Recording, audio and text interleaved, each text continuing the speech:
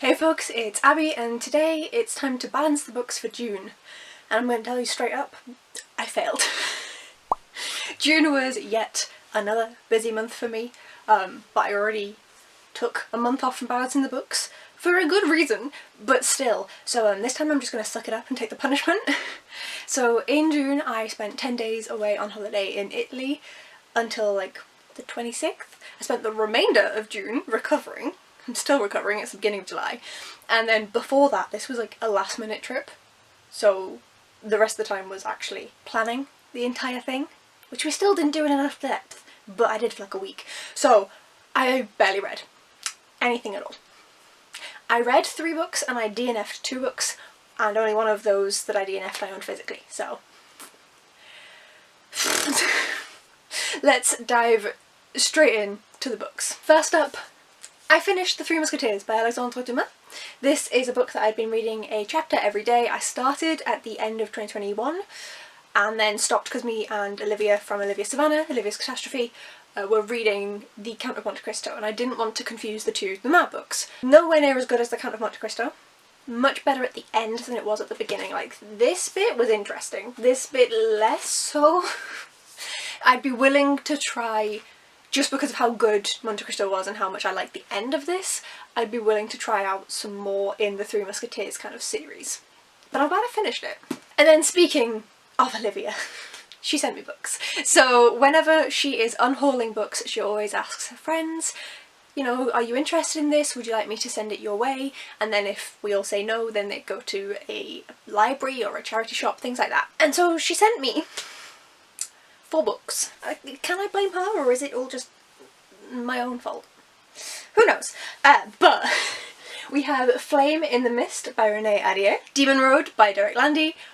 I should really say, I don't actually know what Flame in the Mist is about, truthfully. It's just a YA fantasy. I don't know anything. Truthfully, know nothing about this. It's about a 16-year-old girl who encounters a horrifying family secret and then ends up dealing with demons. It's written by the same guy who writes Skullduggery Pleasant, Derek Landy, and I've wanted to read his other series, which is this, for a long time now.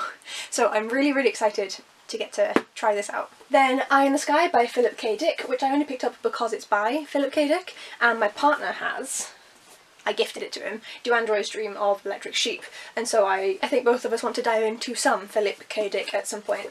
This one is an ordinary laboratory visit turns into a bizarre and apocalyptic experience when people go into different dreams, which sounds very interesting.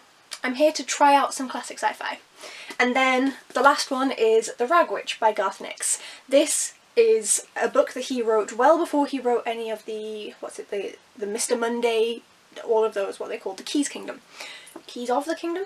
I've not read that one. Or the Sabriel books. This was written before that, and it's being republished by Hotkey Books, his current publisher. I'm always very excited to have more Garth Nix on my shelves. Says the girl who's read Sabriel. And I now own the 2 short story books, the new one, which was in hardback off Goldsboro, and then The Rag Witch. Probably should read something from him. Then next up I finished a book, and that was Minnesota's Geologist by Sue Leaf. This was gifted to me by Carrie from Caring for Books, thank you very much. And she actually also annotated the entire thing. This was a gift for my birthday last year in 2021. I'm so glad I finally read it. It does what it says on the tin, this one. It is a memoir of the life of Newton Horace Winchell, who was a predominant geologist across Minnesota and also kind of across the states in general-ish. My knowledge of the US is very limited. Let me just say, I really enjoy like the personal thought notes of just Carrie chatting, but I really appreciated anything and everything that gave me any context. She even drew, they were on clear sticky notes, and she even drew a little map of some of the US states, so I knew exactly where the hell these people were. Because I read enough fantasy that they just say a place and I don't know it, and I'm like, alright, cool, I can just vibe with that. But it was appreciated to not actually know where they were. This was so good, so good. It's written in a really casual and friendly way. You don't need to know geology to read it. Carrie can attest to that. She read it, and as far as I know she enjoyed it, and she's not a geologist. And Sue Leaf tries to make it really fun with lots of silly jokes and things like that. I just think this is a fantastic insight into a little known man who actually did a lot for the science. He also seemed to be a pretty decent human being. Like, he was, according to this memoir, incredibly respectful to the indigenous people who helped him when he was wanting to tour around the US. He specifically, for example, when coming across lakes, if they were already named, he wanted to name them all because classification, welcome to science. But if they already had a name in the indigenous languages of whichever region he was in, he kept that name. Bare minimum, but considering that this was in like the 1800s, we'll take it. He was also respected quite a bit by the indigenous people who would take him around, and he seemed to respect them as well. On top of that, his wife was quite feminist and he supported her, so we love a at least seemingly less problematic man in the 1800s. We love. I'm gonna shut up because most people won't care, but I promise if you're even vaguely interested, this is a fantastic read. And I didn't even realise until I sat down to read it last month that this is signed. I didn't even realise, also with the pun it says rock on, but I had no clue. So that was cool. And then the next book that came into my life was Ordinary Monsters by J.M. Miro, the Goldsborough book for this month. This is a historical fiction about magical children with powers, so I'm very excited for this. And then I went on holiday. I had, at the point in time when I went on holiday, no more books that had came in. No more. And I also took a load of books on holiday with me and read nothing. Yeah. Let's get you over to the desk, speak about the last book I finished, speak about the ones I DNF'd, and tell you about all the other books that I got. Then for the last book I actually finished in June, and that is The Collarbound by Rebecca Zahabi. This was the Goldsborough book, the GSFF book, and this is a high fantasy, the first book in a series, and it follows a man marked by magic and a woman marked by her past. So there's a few different points of view. One is a young girl who has a big tattoo on her. It's been manually applied and doesn't apply to her culture. For some reason it's been given to her when she was born, but it makes her look like another race, which is treated very poorly in the society. They are outcasts, they're forced to do manual labour. She is then treated quite badly because people assume she is a half-breed, is the term they use. They assume that she is half from this race and half from the human race. We also follow a man who appears to be fully human, but he has a collar around his throat which marks him out as collarbound. He is someone's slave, they can command him to do anything, but no one seems to command him, no one seems to own him. It is hard to describe, it is really good, I really enjoyed it. I'm giving this like a 4-star. This was a lot of fun. I do think it was a little slow to set up, just a smidge, which is why it's a 4-star, but I'm definitely going to be reading more in this series. I'm gonna have to just hope and pray that Goldsborough carries them all in some sort of special edition. Goldsborough just knows me so well. I don't even have to, you may have seen in my July TBR, I don't even have to read the synopsis anymore of the books that they send, because I know I'm going to love them. The reason I'm saying to watch the July TBR is because I read it for the first time when pitching it to you folks and was like, wait, that sounds amazing. Because I just didn't bother reading it, because why? I know I'm going to read it and it's Goldsborough, so I'm probably going to love it. I love this subscription box, it's so good. Speaking of subscription boxes, one that I got was We All Fall Down by Rose Zabo from the Illumicrate box. I don't know if I'm going to be keeping this for a variety. 2 reasons. One, mine is severely misprinted. I've contacted Illumicrate, and also I have heard a lot about this. A lot of bad stuff. The author, who is non-binary and queer, has put in apparently some deeply racist thoughts into this book, and I don't know whether I'm going to read it. So we'll see. But for now, like, worst comes to worst, I'll unhaul it and just remove it off. Wonderful, sorted. But for now, it is here, because I'm still figuring out. I want to read some more own voices from people of colour, from black people's reviews, just to see how they feel about it and see whether I am going to be picking this up or not. Then Carrie from Caring for Books got me more books. The first one is The River and the Book by Alison Croggan. This is the same author who wrote the Pellinor series. My channel is named after that series, and I've never read anything else by her, which is slightly ridiculous. So I have some of her books on my Amazon wishlist, and Carrie decided to treat me to one. This was actually, it's endorsed by Amnesty International as contributing to a better understanding of human rights and the values that underpin them. So I'm always here for that. It's a nice little short story, and it's about a woman who can read the book to find answers to people's questions. And when developers begin to poison the river on which Simbala's village relies. The book predicts change, but it doesn't come how they expect it to come, and it's all about dealing with that. I think this will be a fantastic and very quick read. And then she also got me, I think, I've messaged her, I'm waiting for confirmation because there was no note with this one, but I assume this is Carrie because it is The Ends of the World by Peter Brennan. This is a non-fiction about volcanic apocalypses, lethal oceans, and our quest to understand Earth's past mass extinctions. Perfection! This is like everything that I want, and it's like rainbow. I saw this mentioned on Danny's story, so I just had to add it to the list. So I'm pretty sure this was from Carrie. Thank you very much, Carrie. Then for the books that I DNF'd. So the first one I DNF'd, I'm sorry Lizzie, was Plain Bad Heroines. I'm saying sorry Lizzie because I know that she read this and she really enjoyed this. This is a chunky book and it's about like hornets and lesbians in a private school and someone adapting a movie, like a book to a movie about a book that was written by a teenager. I don't know. I listened to 4 hours of it. I did not care for any of those 4 hours. I think I only got 90 pages into the book, which isn't very far, but I just didn't care enough to the point where I actively did not want to transfer it over to July. So it's been DNF'd. Sorry. And then the other DNF, this time physical, is The Muse by Jessie Burton. I got 254 pages into this one, and I'm annoyed because on paper it should be great. It seems to have good representation. I was concerned because there is some Creole in here, and so I went to go look that up and see kind of what Own Voices thought about it. Found some really great reviews saying that they were surprised in how accurate Jessie Burton as a white woman managed to portray that. So that was really good. I just wasn't vibing with it. I couldn't continue. The concept is really interesting. Everything seems to be really well done. The writing is really nice. I just don't care. I really just don't care.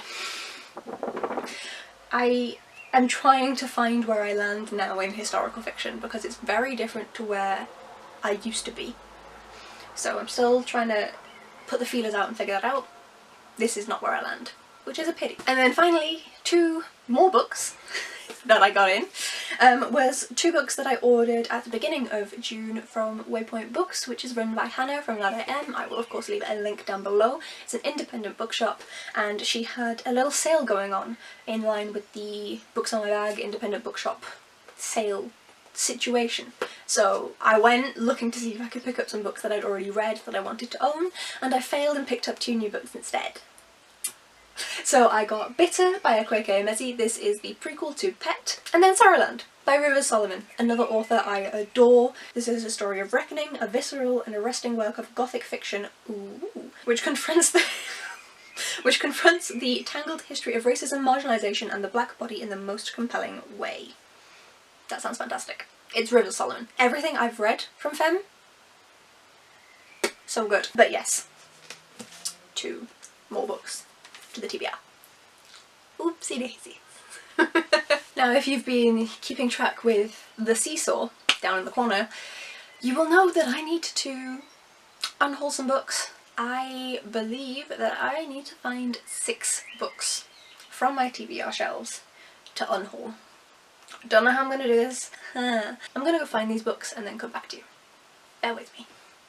So I found 6 books. I don't like this. So this was difficult. There was 3 that I went for immediately as a YA trilogy that I think I'm going to get rid of, and I think Olivia is going to agree with me that I should get rid of these.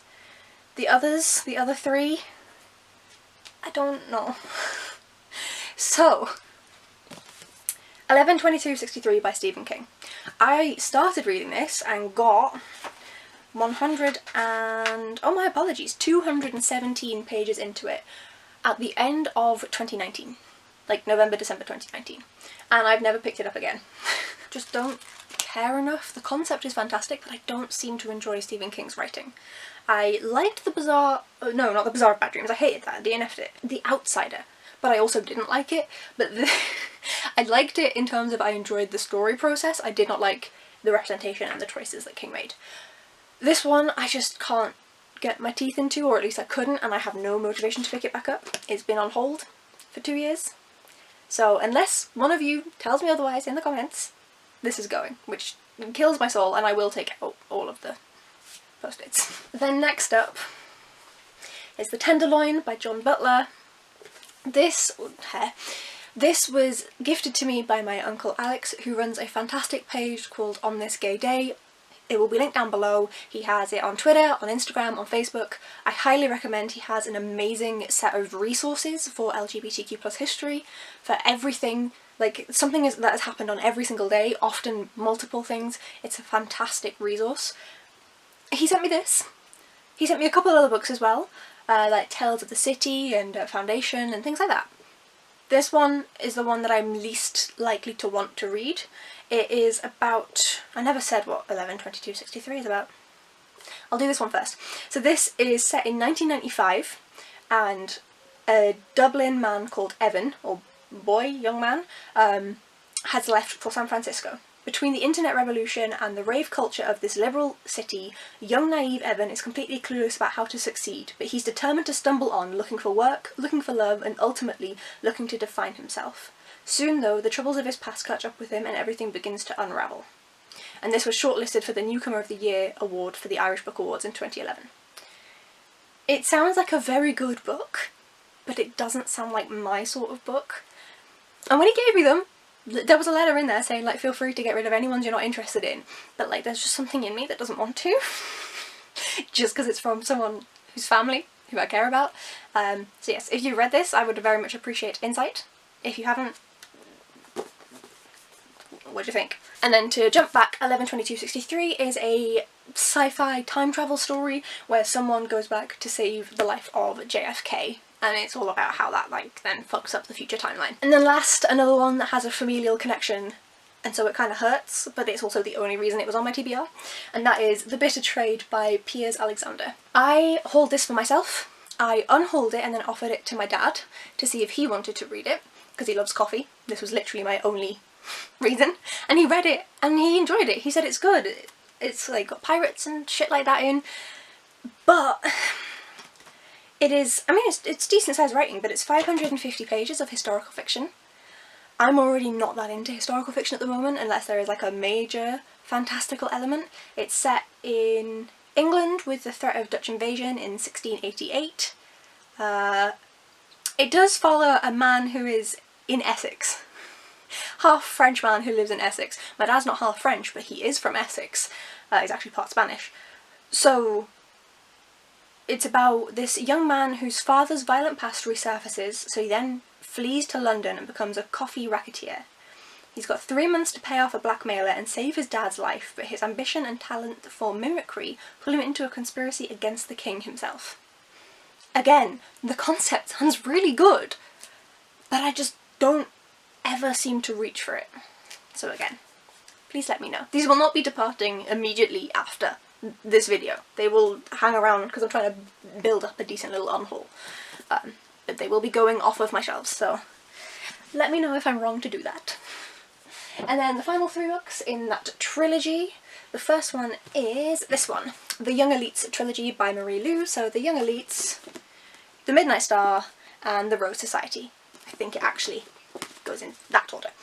This is a series where Adelina Amoteru is a survivor of the blood fever, marked by a jagged scar where her left eye once was. Branded as a malfetto, an abomination, she is cast out from all she's ever known and loved. Adelina finds sanctuary with other malfettos and discovers that the disease has left her with more than just a scar. She has a mysterious and powerful gift. She is a young elite. But Adelina's ability is stronger than any young elite before her, and unless she can control the vengeful darkness growing in her heart, Adelina could be a danger to them all. Sounds like an interesting concept, but I'm very much moving away from this type of YA, and I wasn't that keen on Legend. Like, the Legend trilogy by Marie Lu was fine. I read it, it was alright, there was nothing wrong with it, but I didn't love it, and it was kind of like I was just reading it to finish it, so I shouldn't have bought all 3 of them in the first place. I may as well pass them on to someone who will actually enjoy it. And so, my books before June started off with 114. I brought in a shit ton. How many did I even bring in? I brought in 10. So I started off with 114 books at the beginning of June. I brought in 10, so 124. I read /DNF'd 4 physical books. which got it down to 120, and then to get it back down to 114, I've then unhauled 6 books. So I'm back to 114. I have officially balanced the books. This is the first month where I've properly had to do that. That's went quite well, I think. Okay, I can go sit down now. Let me know down in the comments below if you read any of the 3 books that I actually read, or the 2 that I DNF'd. Let me know what you think of my DNFing down below. I know that Lizzie really liked Plain Bad Heroines, I'm sorry. And also let me know if you've read any of the books that I'm unhauling. Let me know if I'm making a mistake and if I have to try and find different books to unhaul instead. Thank you so much for watching, folks. If you'd like to see some more from me, please do hit subscribe and you'll be able to see just how badly I screw up in July's balancing the books. And hit like on the video if you did enjoy. I'll catch you in the next one. Bye!